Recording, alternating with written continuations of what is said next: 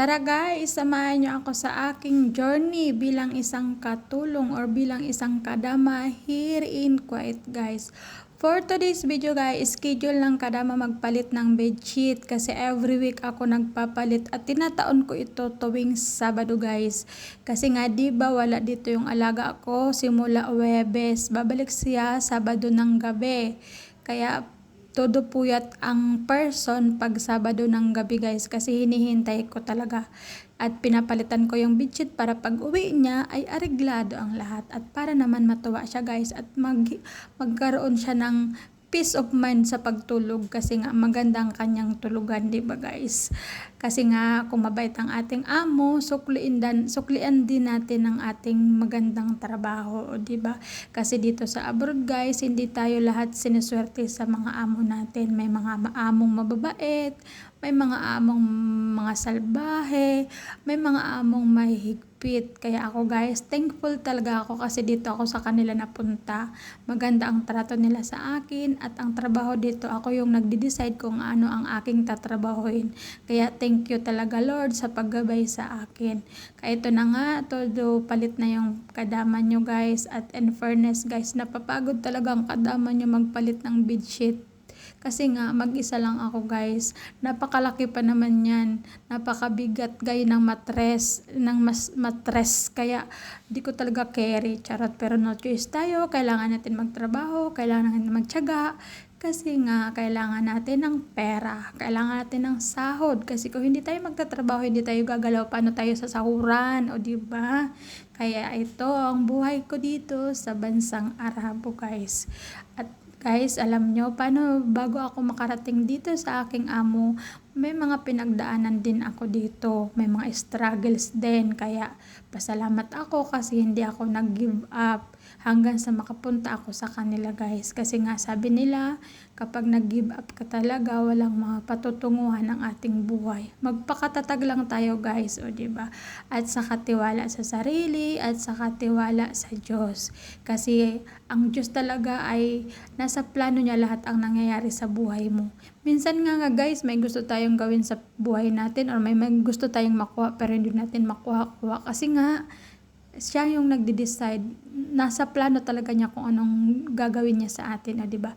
Kaya ako talaga guys, nagtitiwala na lang ako talaga sa kanya. Lagi ko talagang sinasabi na bigyan mo ako ng lakas ng katawan, linaw ng pag-iisip, at mahigit sa lahat, wag ako magkakasakit. Kasi nga, kailangan ko talaga yung lakas ng katawan para makapagtrabaho kasi dito talaga sa abroad or sa nangangamuhan or sa mga OFW ay lakas ng katawan ng ating puhunan. Kaya bawal tayo magkasakit kasi pag nagkasakit tayo dito, walang mag-aalaga sa atin. Sarili natin lahat. Kasi nga sabi nila, pag may problema tayo dito sa abroad, problema lang natin. Pero pag may problema sa Pilipinas, kadamay tayo. Charot. Kaya ayan nga guys, schedule ng kadama for today. Kaya pagod ang kadama for today guys. Pero okay lang yan, at least masaya at enjoy na lang ang buhay. Alam nyo guys, ako talaga nag-enjoy na lang ako sa mga ginagawa ko. Hindi ko inisip ang pagod, ang iniisip ko ay sahod. Charot. Kasi nga kung isipin mo yung pagod, panghihinaan ka talaga, di ba?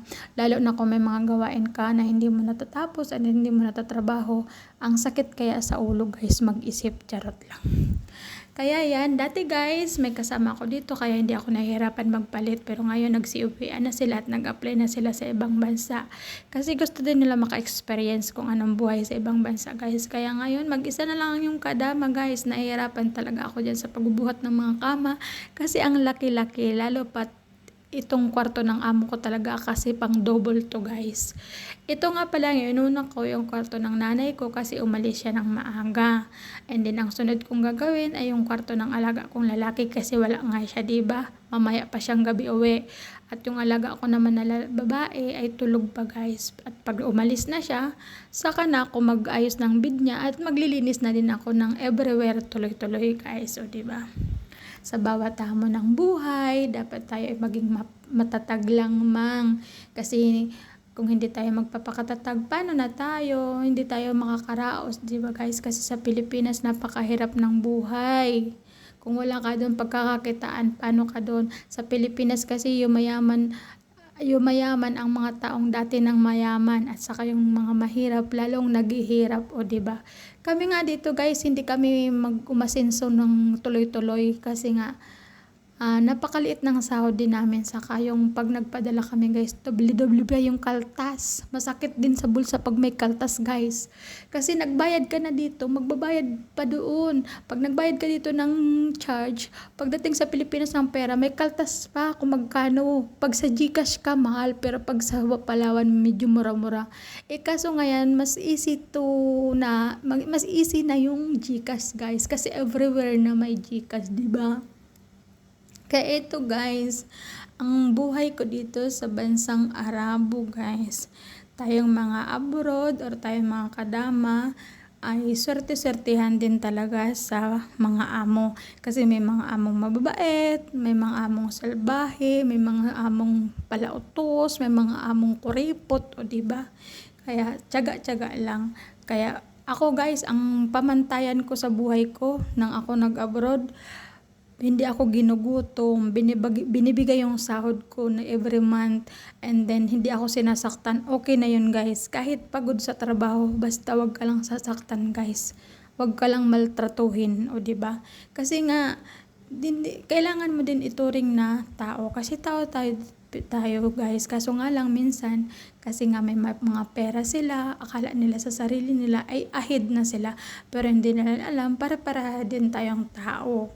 At dito sa abroad guys, mas refer ko pa na mag-isa ako. Kasi dati naranasan ko na may kasama ako at kapwa ko pa Pilipina. At hindi ko talaga inasahan na mangyayari sa akin dati yung sitwasyon na ganun. Alam nyo guys, ang sakit talaga sa puso at ang sakit sa dibdib, kasi nga kapwa mo Pinoy, kapwa mo Pinay, tapos yun pa pala ang magiging dahilan kung paano ka mawala ng trabaho guys. Kaya minsan, pag may kasamang ibang lahi sa bahay, mas maganda pa at mas repair pa nila at nagiging kasundo pa nga nila. Kasi yung ibang lahi guys, pag pinakitaan mo ng maganda, susuklian ka lang ng maganda. Kaso nga lang, minsan talaga may mga time na hindi kayo magkaintindihan kasi nga magkaiba kayo ng culture. Pero pag kapwa mo Pinoy tapos hindi kayo nagkaintindihan, paano na? May magkapares lang kayo. Parehas ng bansa yung pinanggalingan nyo. Kasi nga dito sa abroad guys, kapag dumating ka sa isang bahay, nag-apply ka at may dating Pilipina, ala madam na yan, charot. Utos dito, utos doon, di ba? Kasi feeling niya, ahead na siya, mayordoma na, charot lang. Pero okay lang yan guys, sana basta wala lang siraan, di ba? At ako guys, dati nang pumunta ako dito kasi syempre nangangapa pa ako sa sitwasyon dito. Hindi ko alam kung ano mga basics dito. Gusto ko yung tinuturuan ako. Gusto ko yung sinasabihan ako pag mali yung ginagawa ko. Sinasabihan ako na pakigawa nito, pakiganito, pakiganyan. Okay ako doon. Pero yung ginawa mo na nga, yung trabaho na para sa kanya. Pero ikaw pala yung sisiraan sa amo, di ba? Kaya yun, sumakit talaga yung ulo ko dati guys, at saka yung dibdib ko nang nagkaroon ako ng sitwasyon na ganon. At bago ako dito napunta sa amo ko guys, siguro 3 amo yung pinagdaanan ko, kasi pang-apat ko sila guys. Yung original kong amo, nag-stay ako ng 4 months, and then yung second kong amo 5 days, yung third ko na amo 3 days ata yun.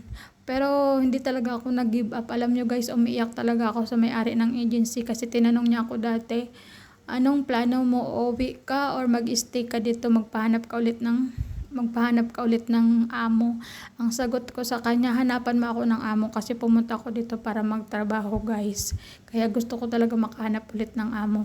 Kaya salamat talaga sa Diyos at ginabayan niya ako dito guys. Kasi diba guys, pag mga ganun na sitwasyon, parang mawala na tayo ng pag-asa, mapapariwara na tayo, kakapit na tayo sa mga masasamang bagay, kasi nga hindi na natin alam ang sitwasyon. Alam nyo, hindi ako nagpadala noon sa Pinas kasi wala akong sahod, nag-stay ako sa agency, tapos sa agency wala akong pera, umaasa lang ako sa pagkain doon, tapos yung pagkain doon kubos lang, isang umaga, isang kubos, tapos sortihan na lang kung may kasama pang itlog, o 'di ba? Kaya akala nila pag nag-abroad ka, napakaganda ng buhay mo. Akala nila pag nag-abroad ka, marami ka ng pera. Hindi nila alam, ang mga pinagdadaanan natin dito at yung mga sakripisyo natin, 'di ba guys? Kaya sa mga nagsasabi diyan na napakaganda ng buhay namin, huwag kayong magsabi. I-try nyo din mag-abroad para maranasan nyo kung ano ba talagang buhay meron kaming mga OFW, o 'di ba? Kasi nga ang isang bagay hindi mo makikita or hindi mo maranasan kapag hindi mo sinubukan. Kasi 'di ba nakikita natin na nagpo-post sila, ang gaganda, pumuputi, gumaganda, tapos nakakabili ng mga gamit. Hindi nila alam bago yun makuha or makamit ng isang OFW, ang daming pinagdaanan, ang daming sakripisyo, 'di ba? Katulad ko guys, hindi ako pagod guys sa trabaho, pero puyat ang kalaban ko dito. Kasi mahihilig sila maglayas. At ako guys, hindi ako dito nagluluto. Kaya focus lang talaga ako sa laba, linis, saka alalay talaga sa kanila. Kasi nga, alam nyo guys, sa maghapon siguro guys, 1,000 times akong umakyat sa hagdan. Buti na lang medyo mababa lang yung hagdan. Kaso nga lang pagtapos ng buong maghapon guys, talagang nararamdaman ko na masakit yung paa ko. Kaya inisip ko na guys na pag ako'y tumanda na, dumating na yung punto ng aking edad na matanda na ako, baka inisip ko baka darating yung punto na pa ako talaga yung mararamdaman ko guys, o 'di ba? Charan! Tapos na ako magpalit ng bedsheet sa kwarto ng amo ko, 'di ba? Ang sarap ng higaan kasi malinis, mabango, charot. Kaya ang pag-uwi ni madam namin mamaya, matutuwa na siya kasi sasabihin niya, ay wow, ang kadama ko nagpalit ng bedsheet for today, o 'di ba? Kasi hindi niya na ako kailangang utusan na palitan mo yan, palitan mo ito. Kasi talagang ini-schedule ko na yan guys, o 'di ba? Tara, lumipat na tayo sa kwarto ng alaga kong lalaki. Kasi dito na ako magpapalit. Pero bago ako nagpalit, magpahinga muna tayo at mag-video-video dito.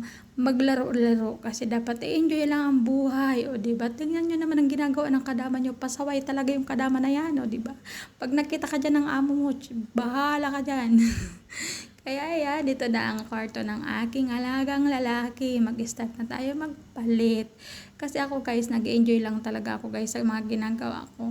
Kasi kung isipin mo yung trabaho, mabuburyong ka at mapapagod ka. Wala, enjoy mo lang. Be happy and make good.